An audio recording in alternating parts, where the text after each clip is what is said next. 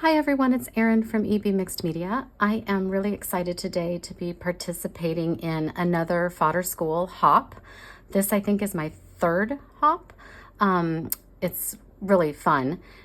A hop, in case you don't know, is basically a series of videos put together around a theme by different artists. And the idea is the hop is all in a playlist on YouTube and you can hop from video to video.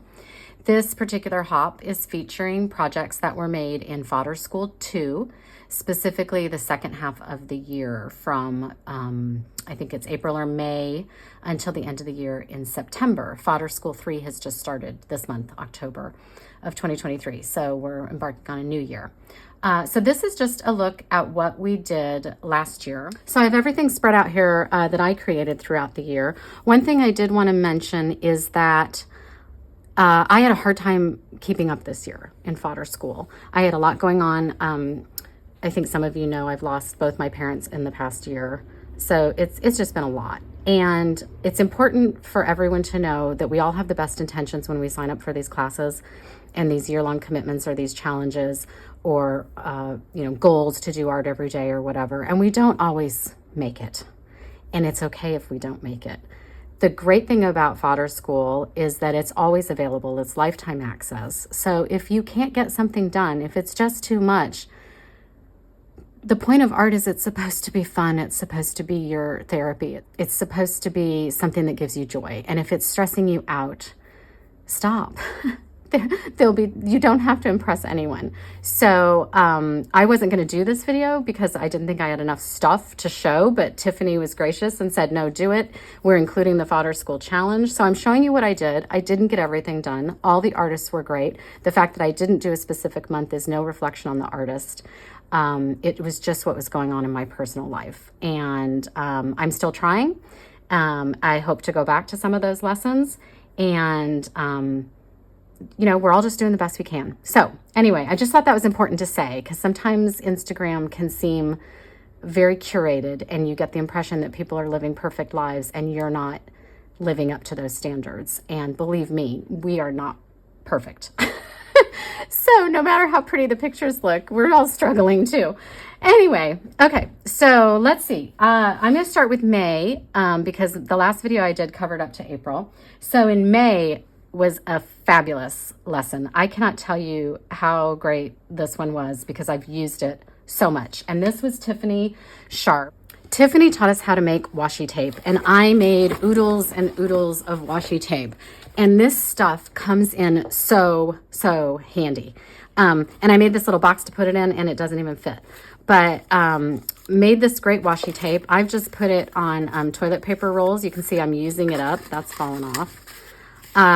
But I cannot tell you, I have decorated tags, gift bags. I decorated this box. I use it all the time in my journals and everything that I work on. It has just been, one of the greatest things I've made as far as usefulness. I mean, I just keep pulling them out and using them. I use them all the time. They're sticky backed. You just wet the back and stick it right on. The possibilities are endless. I cut them to different sizes. I could go on and on and on. I just can't. I've covered a journal with it. Where is that? Here's a journal I covered just using the washi tape. You can use it on everything. Everything. It was just really, I can't say enough about it. I loved it. And I use it all the time. And I need a bigger box. But it's supposed to close. So if I don't put that one in, it will. And that's my box. So great lesson there from Tiffany. And that was the month of May. In June, it was Elaine, and that was a month I just could not do. I just had way too much happening. So I missed that month, but it looked great. In July, we made these little journals with Megan Quinlan. And we started by making a bunch of papers. We used a lot of watercolor. And we used a limited palette, and we also that's not part of this. And we kind of repeated using the same stencil. And that unified look made for a really cool journal. And we made these small journals. Isn't this cute? I hadn't seen that done, tying the little ribbons on the journal spine. We made these watercolor circles.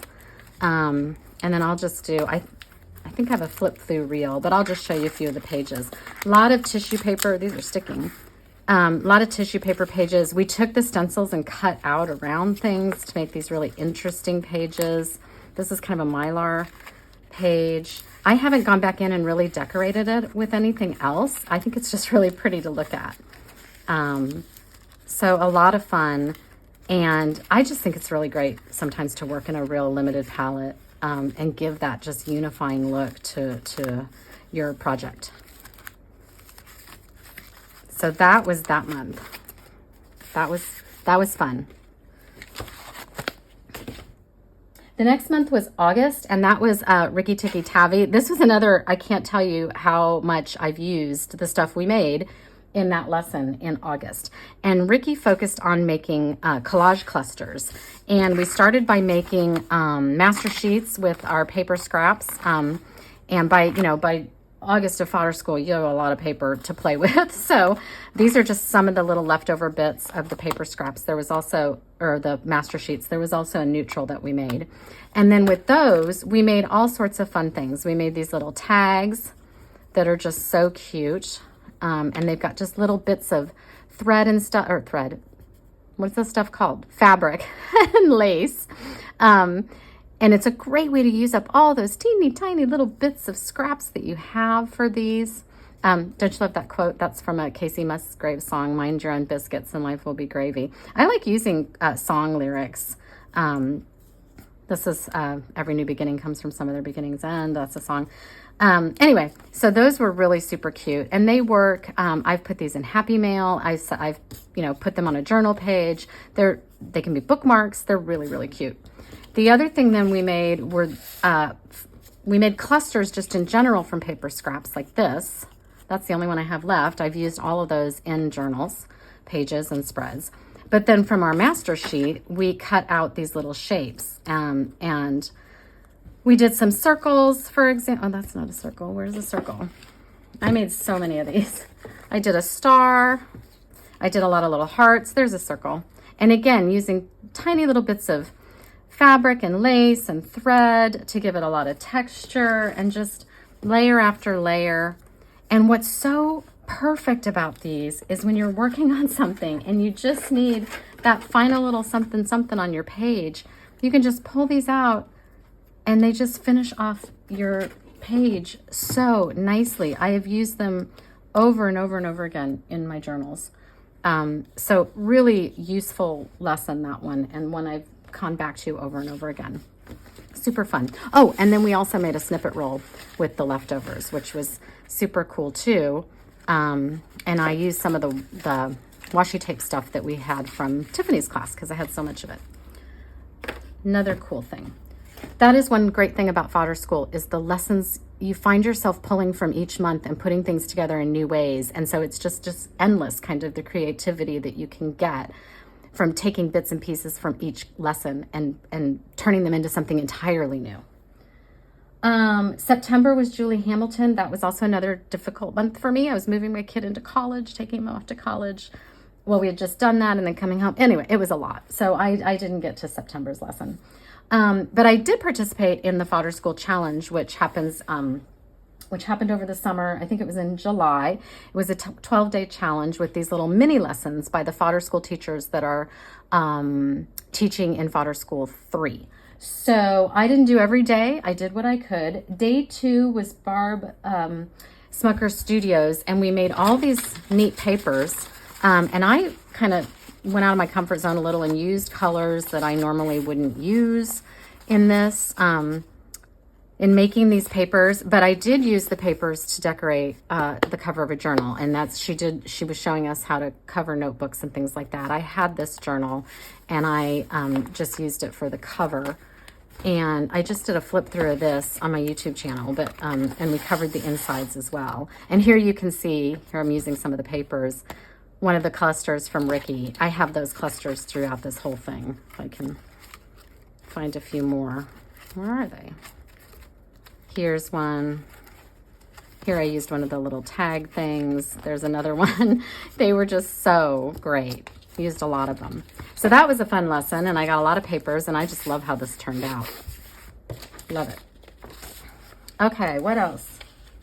Day 4 was Sarah Gardner, and this was neat because Sarah slowed us down, and a lot of this was about sort of a mindful practice, and we just used pens and ink to sort of make these intricate patterns on papers. And I went real small. I think Sarah was doing full-size sheets of paper, but I didn't have the patience for that. But I did play with it, and I used a lot of gold because I do like the bling. So these made for some really cool pattern papers that can be used in collage and on master sheets and things. So that was a fun lesson, and it was just kind of slow down and just be present in the moment and let your brain and your mind go and do this. Keisha Devaney showed us how to make these fun tags.